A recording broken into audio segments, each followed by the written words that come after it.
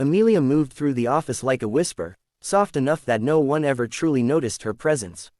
She was always the first to arrive, slipping in with the dawn light, hair still damp from the morning rain or mist, clutching a second-hand laptop bag and a paper cup of coffee she'd brewed at home.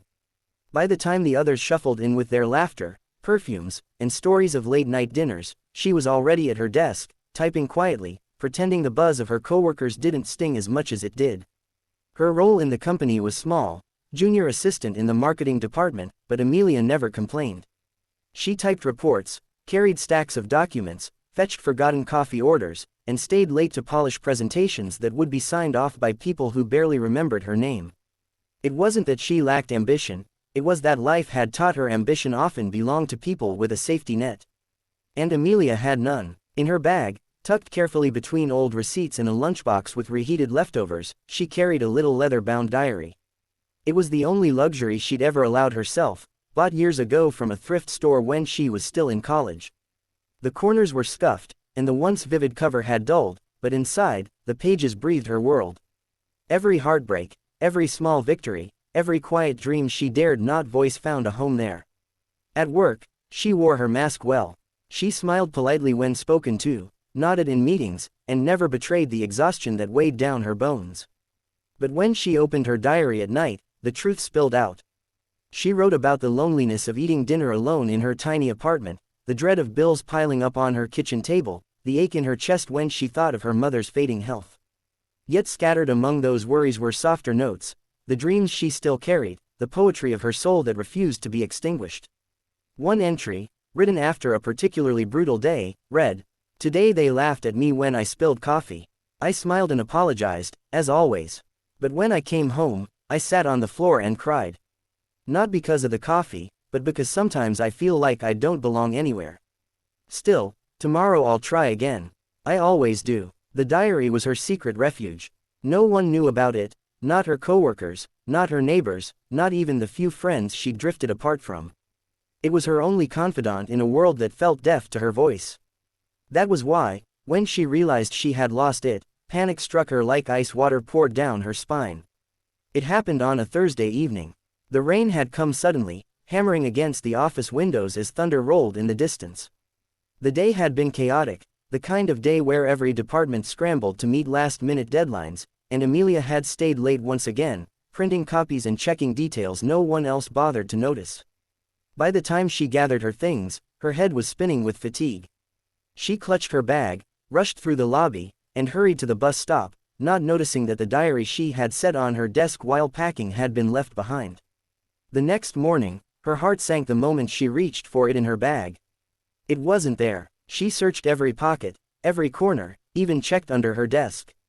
Gone. The panic rose so quickly she felt lightheaded. She wanted to scream, to beg the office to stop and help her find it, but she couldn't. How could she explain? She would have to admit that she carried something so private, so vulnerable, in a world where vulnerability was mocked as weakness. So she said nothing. She sat at her desk, hands trembling slightly, pretending to work while her mind spiraled into dread. Meanwhile, several floors above her, Ethan Sterling sat in his office. The CEO of Sterling Enterprises, he was a man who inspired whispers wherever he went. Tall, impeccably dressed, with the kind of confidence that filled a room, Ethan was both admired and feared by his employees. To most, he was untouchable, a man who lived in a world of glass towers and boardroom victories, far removed from the struggles of ordinary people. That morning, among the stack of folders placed on his desk, there was something out of place.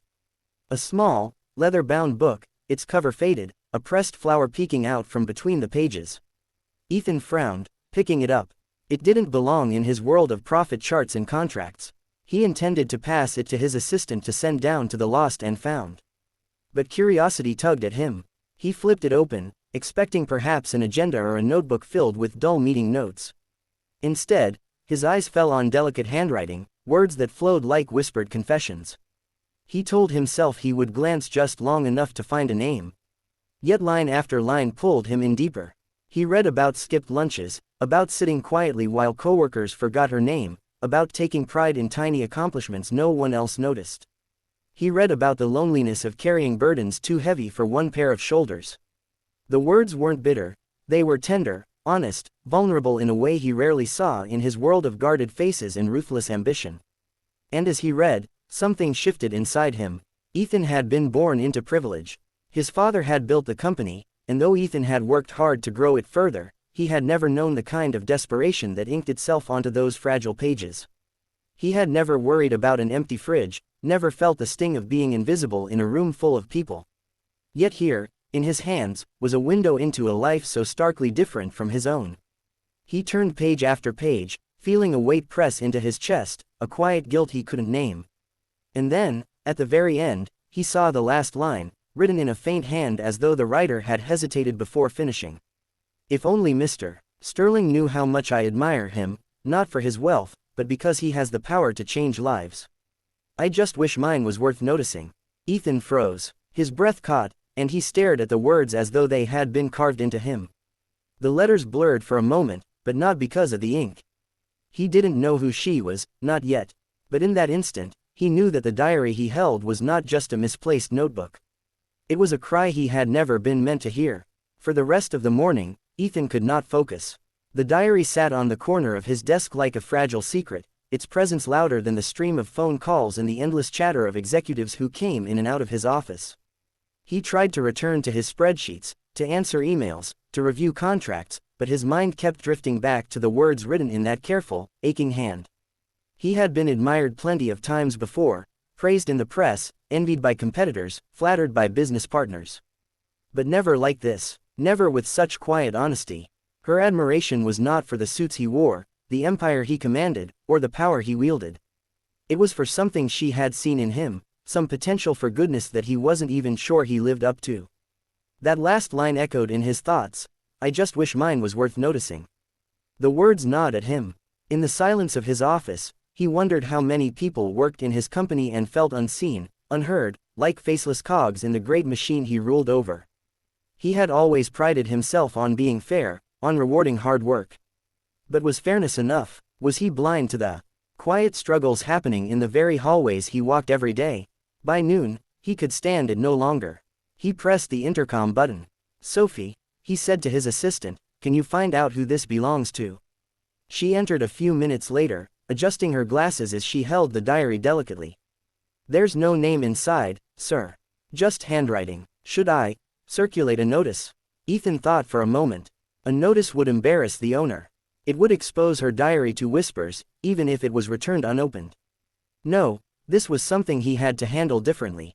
Not yet, he said. Leave it with me. For the rest of the day, he found himself watching people differently. When he passed through the marketing department, he let his gaze linger on the junior staff, the ones who sat quietly at the edges of the room. He tried to imagine which one had written those words. Who was she? Which pair of eyes carried that quiet sorrow? And then he noticed her. Amelia sat at her desk, typing steadily, her shoulders slightly hunched, her expression calm but distant. She didn't laugh when others laughed. She didn't try to catch anyone's attention. She simply worked, blending into the background so seamlessly that most people would have walked past without a second thought. But to Ethan, armed with the knowledge of the diary, she no longer seemed invisible. She seemed luminous in her quiet endurance. Something in him tightened. He knew it was hers. He didn't know how, but he was certain. That evening, after most of the office had cleared out, Ethan waited until the floor was nearly empty. He stepped into the marketing department, his polished shoes silent on the carpet. Amelia was still there, as he suspected, her desk lamp casting a soft glow over her papers. She startled when she saw him. No one expected the CEO to appear unannounced, especially not in the cubicle rows of the lower floors. She scrambled to her feet, nearly knocking over her pen.